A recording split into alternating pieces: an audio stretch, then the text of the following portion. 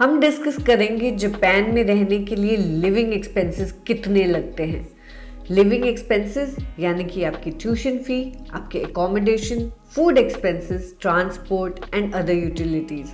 How much do you have to shell out if you are a student studying in Japan. सबसे पहले हम बात कर लेते हैं ट्यूशन फी के बारे में। जापान में ट्यूशन फी आपको कितनी देनी पड़ेगी, it depends on whether your university is a national university और it's a private university. Public university अगर है, इन दैट केस वहां पर फी होती है अप्रोक्सीमेटली 400,000 येन पर एनम, यानी कि अगर हम INR में बात करें तो अप्रोक्सीमेटली 2,48,000 रुपीज पर एनम। लेकिन अगर यही यूनिवर्सिटी आपकी प्राइवेट है, in that case the fee can be about 1200,000 yen per annum, यानी कि INR में अगर मैं बताऊं तो it is approximately 7.5 lakh rupees. Now आप देख सकते हैं कि वेरिएशन बहुत ज्यादा है फीस में, but that is also because there are very few public universities and most universities are private. ज्यादातर स्टूडेंट्स प्राइवेट यूनिवर्सिटीज में ही पढ़ते हैं जापान में। तो मैंने अभी आपको जो फिगर बताया 7.5 लाख पर एनम, ये फिगर भी इंटरनेशनल स्टूडेंट्स के लिए there are tuition reduction scholarships, जिससे कि ये फिगर भी काफी कम हो जाता है। In many cases it can come down to even 3 lakh rupees per annum. So next is about accommodation. So accommodation Japan में कितनी एक्सपेंसिव होती है, इसके भी बहुत सारी वेरिएशंस हैं और उसका रीज़न ये है कि बहुत सारे स्टूडेंट्स जो हैं वो डॉर्म में रहते हैं, जो कि यूनिवर्सिटी प्रोवाइडेड डॉर्म्स होती हैं, और कुछ स्टूडेंट्स प्रेफर करते हैं कि वो अपने फ्रेंड्स के साथ अपार्टमेंट रेंट करके रहें। So it largely depends on that.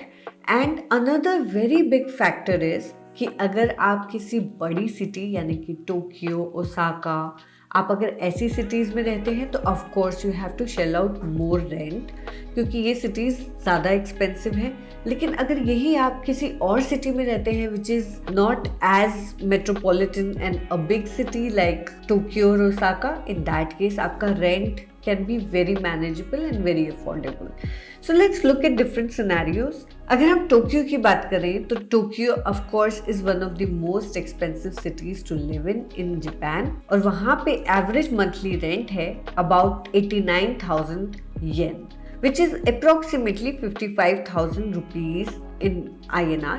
But इतना expensive और कोई भी city नहीं है। In fact, if we move to the second largest city in Japan, Osaka, this drops to almost half, and वहाँ पर average rent per month है about 44,000 yen, यानी कि 27,000 rupees per month। और यही अगर आप इन दोनों सिटीज से हट जाते हैं और कहीं सबर्ब्स या फिर किसी रूरल एरिया में अगर आपकी यूनिवर्सिटी है, in that case your rent can be as low as 32,000 yen, यानी कि INR में इट ट्रांसलेट्स इनटू 20,000 रुपीज।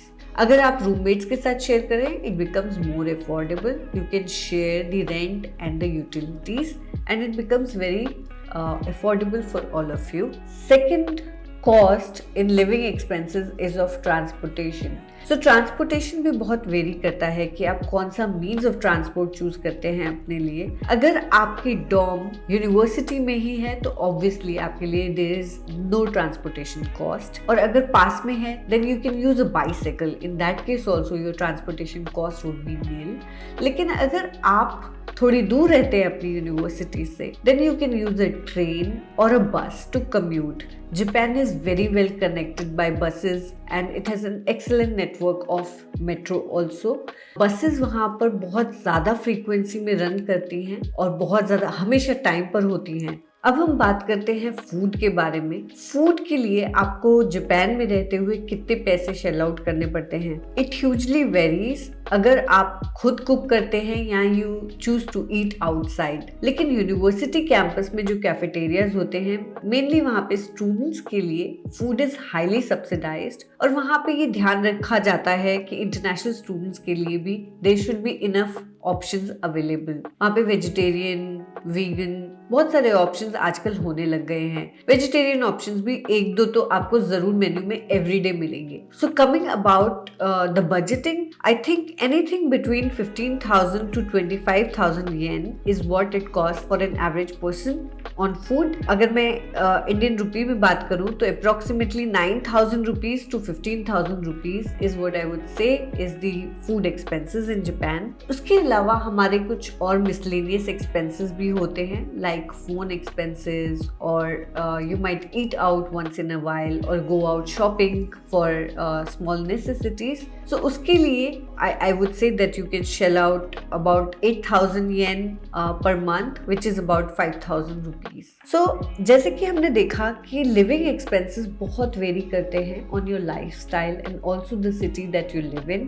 अगर आप टोक्यो में रहते हैं, अभी हमने जो मैथ की उसके हिसाब से अगर आप टोक्यो में रहते हैं, then in that case your total cost could be per month could be about 73,000 rupees. Osaka में it can be about 45,000 per month. और यही अगर आप कहीं दूर रूरल एरिया में या कहीं अलग सिटीज में, छोटी सिटी में रहते हैं, in that case it can be about 38,000 rupees.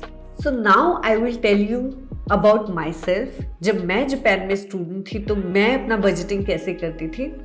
I used to live in not so major city. It is a small city called Beppu. और वहाँ पर मैं अपने एक रूममेट के साथ शेयर करती थी अपार्टमेंट। वहाँ पर मेरा रेंट होता था approximately 30,000 yen per month.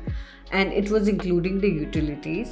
So it was approximately, I would say, close to 15,000 rupees per month. उसके अलावा I used to cook every day instead of eating out. Simple food, mostly rice and one vegetable or one simple dish.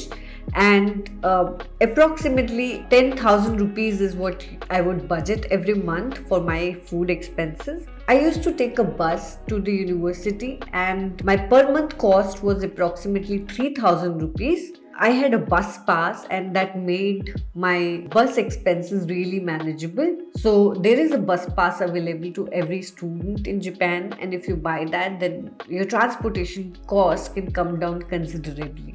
और इसके अलावा miscellaneous expenses के लिए मैं हमेशा shell out करती थी approximately 5,000 rupees.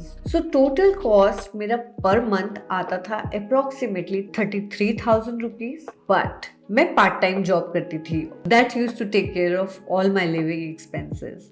So in this way, there are many ways. If you're a student who would like to study in Japan, there are many ways, including tuition reduction scholarships and part-time jobs and private scholarships, that you can manage your expenses in Japan. So for future videos where we cover more details about universities in Japan, if you want to be updated about the videos, please like this video and subscribe to our channel.